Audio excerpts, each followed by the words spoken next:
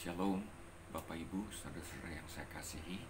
Mari kita kembali mempelajari kebenaran firman Tuhan yang kali ini terambil dari Matius 14 ayat 22. Matius 14 ayat 22. Saya beri judul penyertaan Tuhan. Saya akan bacakan Matius 14 ayat 22. Sesudah itu Yesus segera memerintahkan murid-muridnya naik ke perahu dan mendahulunya ke seberang. Sementara itu ia menyuruh orang banyak pulang. Bapak Ibu, saudara-saudara yang saya kasihi, mungkin di dalam kehidupan kita kita mengalami ketakutan di dalam menghadapi situasi tertentu.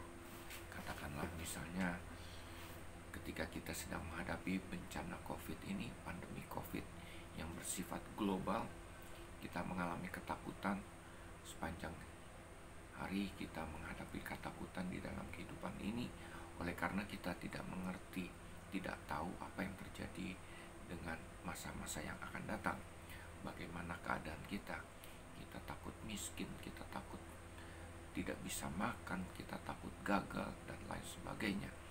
Bapak Ibu saudara-saudara yang saya kasihi, hari ini kita belajar untuk supaya bagaimana kita menghadapi setiap situasi yang membawa kita ketakutan. Kita hadapi bersama-sama dengan Tuhan. Firman Tuhanlah yang menguatkan kehidupan kita.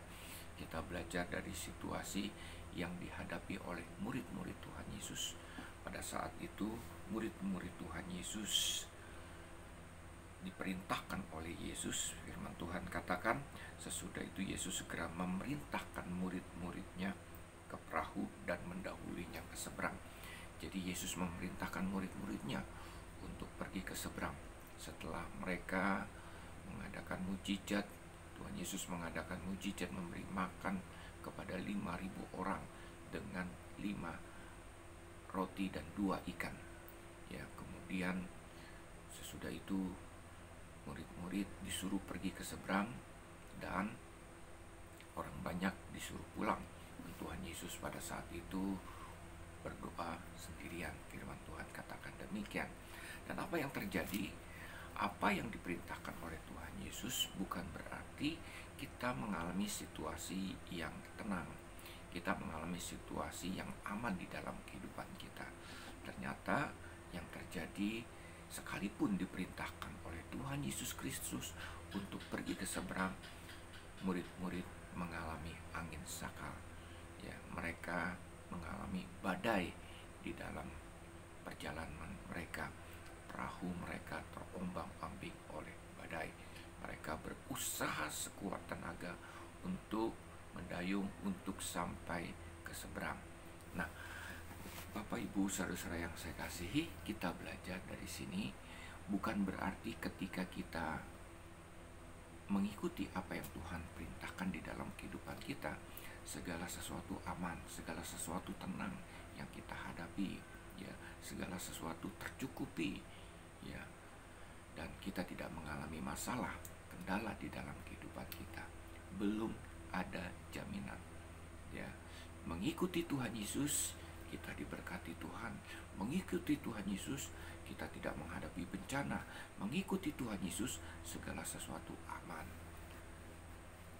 Kita sama seperti orang-orang yang lain. Kita mengalami bencana, pandemi sifatnya global. Bukan orang-orang Kristen saja mengalami pandemi global, tetapi juga orang lain. Kalau ada kekeringan, bukan orang dunia saja yang mengalami kekeringan, kita pun juga mengalami kekeringan. Ini kita hadapi bencana, kita hadapi situasi apapun yang membuat kita ketakutan, dialami orang-orang banyak. Permasalahannya adalah orang dunia akan mengalami ketakutan, kekhawatiran di dalam kehidupan kita.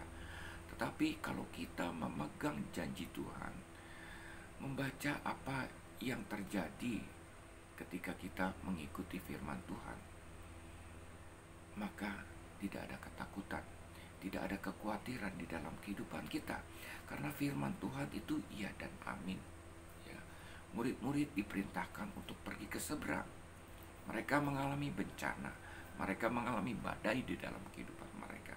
Tetapi perhatikan, murid-murid tidak berteriak untuk minta tolong kepada Tuhan Yesus, karena mereka tahu bahwa seolah-olah Tuhan Yesus itu jauh di sana, di seberang, dan mereka ada di tengah-tengah danau tersebut. Ya, percuma mereka berteriak-teriak.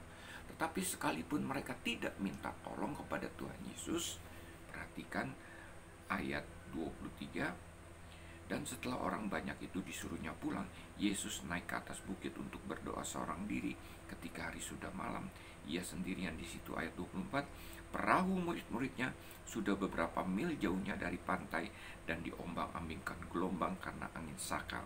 Kira-kira jam 3 malam datanglah Yesus kepada mereka berjalan di atas air. Ya, Yesus perintahkan mereka ke seberang. Ya, dan pada akhirnya Yesus menyusul mereka. Yesus berjalan di atas air menyusul mereka, bukan dengan perahu, tapi Yesus berjalan di atas air karena Yesus adalah Tuhan. Ya. Nah, Bapak Ibu saudara-saudara yang saya kasihi, kita melihat ya ada bencana di dalam kita melakukan apa yang Tuhan perintahkan di dalam kehidupan kita. Tetapi perhatikan, sekalipun tidak diminta oleh Tuhan, Tuhan tetap menyertai mereka. Demikian juga dengan perjalanan kehidupan kita. Hidup kita pasti disertai Tuhan. Tuhan tidak pernah meninggalkan dan membiarkan kita. Seperti firman Tuhan katakan di dalam Ibrani 13 ayat 5c, aku sekali-kali tidak akan pernah membiarkan kau, dan aku sekali-kali tidak pernah meninggalkan engkau. Matius 28 ayat 20 katakan, pergi, jadikan semua bangsa muridku. Dan firman Tuhan katakan akhirnya, aku menyertai kamu sampai akhir zaman. Hidup kita disertai Tuhan. Ya, apa yang harus kita khawatirkan? Ya, sekalipun di dalam situasi kehidupan kita, sekitar kita mengalami kelaparan, tetapi percayalah, hidup kita disertai Tuhan. Sekalipun jiwa kita melayang, ya hidup kita berakhir oleh karena bencana tersebut, Tuhan menyertai kita. Ya, kehidupan kekal menanti kita. Pada waktu second coming, rapture, Tuhan Yesus datang kedua kali, kita akan diangkat oleh Tuhan. Orang-orang yang meninggal terlebih dahulu di dalam Tuhan, yang percaya Tuhan, dia akan diangkat oleh Tuhan.